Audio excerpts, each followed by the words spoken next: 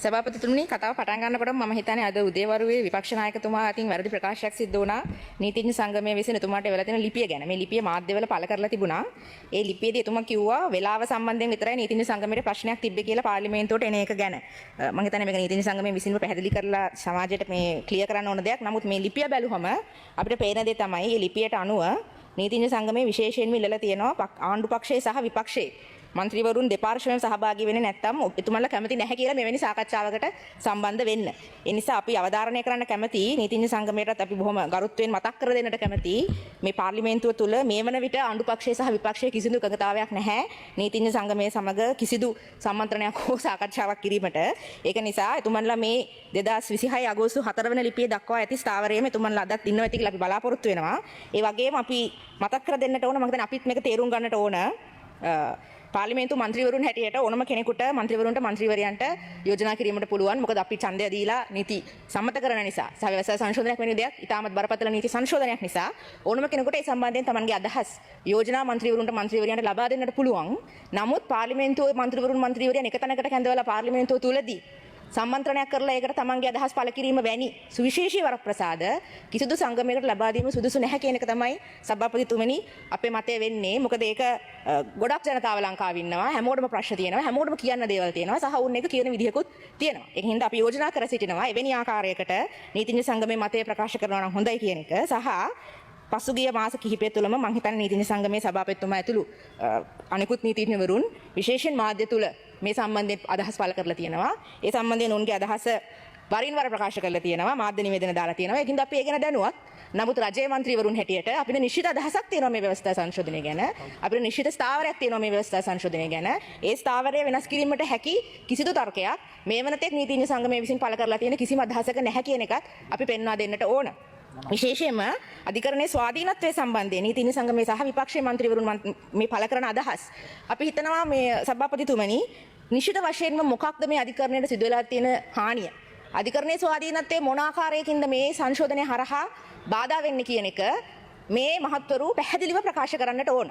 නැත්නම් ඇත්තටම අපිට මේකේ පැහැදිලි කිරීම පිළිතුරු දෙන්න දෙයක්වත් නැති වෙලා යනවා. දැන් මේ මහත්වරු මම හිතන්නේ මට ඉස්සෙල්ලා කතා කරපු මන්ත්‍රීතුමා ඉතා දීර්ඝ වේලාවක් කරගෙන කතා කළා අධිකරණයේ විනිසුරුවරුන්ගේ වයස අඩු කිරීම සම්බන්ධයෙන් අධිකරණයේ විනිසුරුවරුන්ගේ වැටුප් අඩු කිරීම සම්බන්ධයෙන් ලබා දීලා තියෙන ජාත්‍යන්තර තීන්දුව ඒ වගේම රට තුලත් ලබා දීලා තියෙන තීන්දුව සම්බන්ධයෙන් සභාපතිතුමනි අපිත් එකඟ වෙනවා අධිකරණයේ විනිසුරුවරුන්ගේ විශේෂයෙන් සිටිං ජජස්ලාගේ දැනට සේවයේ නිරත අධිකරණයේ විනිසුරුවරුන්ගේ වැටුප් අඩු කිරීමක් සිද්ධ වෙනවා නම් මම හිතන්නේ මේ සමහර ජජ්මන්ට්ස් වල දීලා තියෙන්නේ මෙහෙම අඩු කිරීමක් සිද්ධ වුණත් බදු ගැසීම හරහා ඒක ගැටලුවකුත් නැහැ කියන එකයි. නමුත් කෙසේ වෙතත් අපිත් හිතනවා වැටුප් අඩු කිරීමක් සිදු කිරීම සහ වයස් මට්ටම අඩු කිරීම. එහෙම නැත්නම් මෙතුමත් කිව්වා ෆෝස්ඩ් රිටයර්මන්ට් එක. බලහත්කාරී ලෙස විශ්‍රාම යැවීමට සැලැස්වීම හරහා අධිකරණයේ ස්වාධීනත්වයට බාධාවක් විය හැකියි කියන. මොකද අධිකරණයේ ස්වාධීනත්වය කියන මූල ධර්මයේ තියෙන ප්‍රධානම කොටස් දෙක තමයි දූර කාලයේ ආරක්ෂාව සහ වැටුප් වල ආරක්ෂාව කියන එක. අපි කැමති මේ කුමන හෝ මහත්මියක් පාර්ලිමේන්තුව තුල පිටත සිටින කොහොමද මේ අධිකරණයේ ස්වාධීනත්වය කියන මූල ධර්මයට මේ කාර්මයේ ව්‍යවස්ථා සංශෝධනයේ තුල දැනට ඉන්න සිටිං ජජස්ලාගේ කිසිදු අයිතිවාසිකමක් ඉවත් කරන්නේ නැහැ.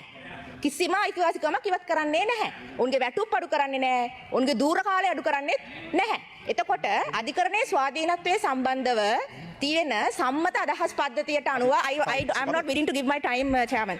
No, I'm not. I did not mention anybody's name. I don't want to give my time. Please let me continue my speech. She didn't. Sabapatitumani is disrupting my speech. Name. මම නම් කිව්වේ නෑ සභාපතිතුමනි. එතකොට අධිකරණයේ ස්වාධීනත්වයේ සම්බන්ධව සම්මත අදහසට අනුව මේක ජාත්‍යන්තර නීතිය තුලත් 1984 අධිකරණයේ ස්වාධීනත්වයේ සම්බන්ධව එක්සත් ජාතීන්ගේ මූල ධර්මවල පවා සඳහන් වෙන්නේ දූර කාලයේ ආරක්ෂාවට අපි ඒක රෙෆරන්ස් එකක් තියෙනවා. ඒ වගේම ආදායම ආරක්ෂාව කියන එක තියෙනවා. මොකද ආණ්ඩුවකට විධායකයෙකුට පාර්ලිමේන්තුවකට අධිකරණයට බලපෑම් කළ හැකි විදිහ ඒක තමයි.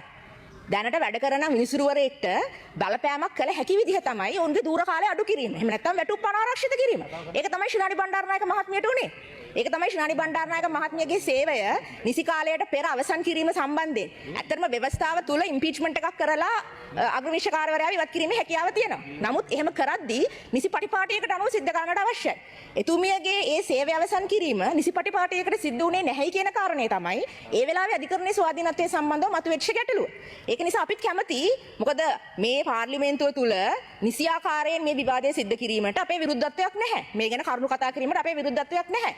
නමුත් නිකන් ඔහේ කරුණු කියන්නේ නැතුව ඔබතුමාලා නිශ්චිතව පෙන්වන්න මොකද්ද මෙතන අධිකරණයට සිදුවෙන බාධාව ස්වාධීනත්වයට සිදුවෙන බාධාව මොකද්ද කියලා. ඒ වගේම නිශ්චිත වශයෙන් දැනට දූරේ සිටින අග්‍රවිශකාරතුමා ගැන නිතර විපක්ෂය කතා කරන නිසා අපි මේකත් අපි පැහැදිලි කරගෙන යන්න ඕන. එතුමා කිසිම අවස්ථාවක පවතින වත්මන් පාලනාධිකාරිය විසින් එහෙම නැත්නම් අනුර දිසානායක ජනාධිපතිතුමාගේ මූලිකත්වයෙන් ශ්‍රේෂ්ඨාධිකරණයට හෝ එහෙම නැත්නම් අභියාචනාධිකරණයට හෝ මහාධිකරණයට හෝ පත්වීම ලැබපු විනිසුරුවරයෙක් නෙවෙයි. එතුමාගේ පත්වීම ලැබිලා තියෙන්නේ එක් ජනාධිපතිවරුන් යටතේ තමයි මේ පත්වීම හම්බ වෙලා තියෙන්නේ.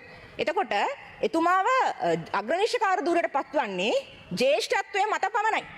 අපි අධිකරණයේ සම්බන්ධව මැදිහත් වීම මොකද නැතිනම් සුප්‍රීම කෝර්ට් එකේ චීෆ් ජස්ටිස් හැටියට ශ්‍රේෂ්ඨාධිකරණයේ අග්‍රනිශ්චකාරතුමා හැටියට ජනාධිපතිතුමාට කිට්ටු පුද්ගලයෝ පත් නොකරපු අවස්ථා ඉතිහාසයේ නැතුව නෙවෙයි පත් කරපු අවස්ථා. ජේ.ආර්. ජයවර්ධන මහත්මයා මේක කළා. එතකොට දැන් අර മന്ത്രിවරයෙකුත් කිව්වේ චන්ද්‍රිකා බණ්ඩාරනායක මහත්මියගේ කාලයේදී ශ්‍රේෂ්ඨාධිකරණයට Taman කැමති මිනිසුරුන් පත් කරගත්තා. මහින්ද රාජපක්ෂ මහත්මයා මේක කළා වෙන්න පුළුවන්. බොහොම පැහැදිලිවම ශ්‍රේෂ්ඨාධි බණ්ඩාරනායක මහත්මිය විවත් කරලා Tamanට කැමති අග්‍රවිශකාරයෙක් පත් කරගත්තා. ඒක නැවත පාර්ලිමේන්තුව තුලින් ඒක ප්‍රතික්ෂේපත් කළා. එතකොට එහෙම කරලා නැති වෙන අවස්ථා නැතුව නෙවෙයි. දැනට පවතින නීතිය තුලත් අනුර කුමාර දිසානායක ජනාධිපතිතුමාට කැමති අග්‍රවිශකාරවරයෙක් පිටතින් පත් කර ගැනීම හැකියාවක් නැතුවත් නෙවෙයි. අපි මේක තේරුම් ගන්න ඕන. මේ කියන ආකාරයට මේ අග්‍රනිශ්චකාරවරයෙක් ගැන ප්‍රශ්නයක් නම් තියෙන්නේ. ඒ අග්‍රනිශ්චකාරතුමාව පිටතින් පත් කිරීමේ හැකියාවක් දැනටත් තියෙනවා. එහෙම කරලා තියෙනවා. ඒකට ප්‍රෙසිඩන්ට් එකක් ලංකාවේ තියෙනවා. අපි එහෙම කරන්නේ නැහැ. අපි එහෙම කරලත් නැහැ. අපි එහෙම කරන්නේත් නැහැ.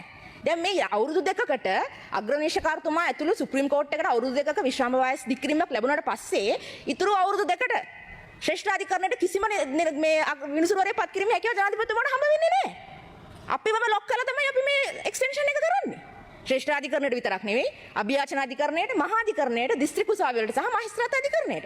මොකද අපි හිතනවා අධිකරණ පද්ධතියේ සමස්ත වෙනස්කමක් සිදු වෙන්න ඕන කියලා. ඒ වගේම තමයි අග්‍රවේශකාරතුමාගේ පත් කිරීම සිදු වුණේ කන්ස්ටිටියුෂනල් කවුන්සිල් එකේ මේ මොකද යුනැනිමස්ලි හැමෝම එකඟ වෙලා තමයි විපක්ෂ නියෝජිතයෙක් ඉන්නවා විපක්ෂ නායකතුමාගේ නියෝජිතයෙක් ඉන්නවා පාර්ලිමේන්තුවේ නියෝජිතවරු ඉන්නවා මේ කිසිම කෙනෙක්ගේ විරෝධයක් නැතිව තමයි මම හිතන්නේ අපි මේ පත් කිරීම සිදු වෙන අවස්ථාවේදී කිසිදු විරෝධයක් ආවේ නැහැ.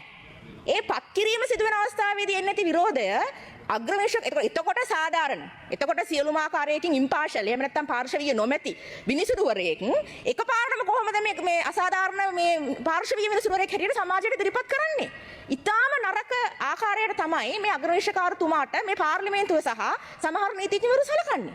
මොකද්ද හරි කාරණේ කියන්නේ? එතුමා මොකක් හරි රජයට පක්ෂව තීන්දුව ලබා දීලා තියෙනවද? මොකද්ද මේ නිශ්චිත චෝදනාව? එහෙම චෝදනාවක් කරන්නේ නැතුව ඕපදූප කේලම් කියනවා වගේ මේ වගේ කතා කරන එක ඔබින්නේ නැහැ නීතිඥවරුන්ටත්, ඔබින්නේ නැහැ පාර්ලිමේන්තු මන්ත්‍රීවරුන්ටත් විශේෂයෙන්ම අග්‍රවේශකාරතුමා සම්බන්ධයෙන්. ඒක නිසා සභාපතිතුමනි මේක අපි නැවතත් කියන්නේ අධිකරණයේ ස්වාධීනත්වයේ සම්බන්ධයෙන් ඔබතුමන්ලා ඉදිරිපත් කරන නිශ්චිත තර්ක ඉදිරිපත් කරන්න. ආදායම් සහ එතුමාගේ දූර කාලය, එතුමන්ලාගේ දූර කාලයට කොහොමද හානියක් වෙන්නේ? අධිකරණයේ කාර්යභාරය පාර්ලිමේන්තුව කරන්න හදනවද? අධිකරණයේ කාර්යභාරය දායක කරන්න හදනවද මොකද්ද මේ ව්‍යවස්ථා සංශෝධනයේ තියෙන ප්‍රශ්නේ කියලා නිශ්චිත ඉදිරිපත් කරන්න. ඒතකොට අපිටත් පුළුවන් ඔබතුමාලා නිශ්චිත උත්තර දෙන්න. ඒ සංවාදයේ මේ පාර්ලිමේන්තු සභාගමය තුල තියාගමු. නීතිඥ සංගමයට අවශ්‍ය නම් අපිට දැනුවත් කිරීමේ වෙන ක්‍රම වේද ඕන තරම් තියෙනවා. එහෙම කරන්න. එහෙම නැත්නම් සම්මන්ත්‍රණ තියන්න අපේ එකඟතාවයක් දැනට නැහැ කියන එක අපි මතු කරන්නට කැමතියි. බොහොම ස්තුතියි.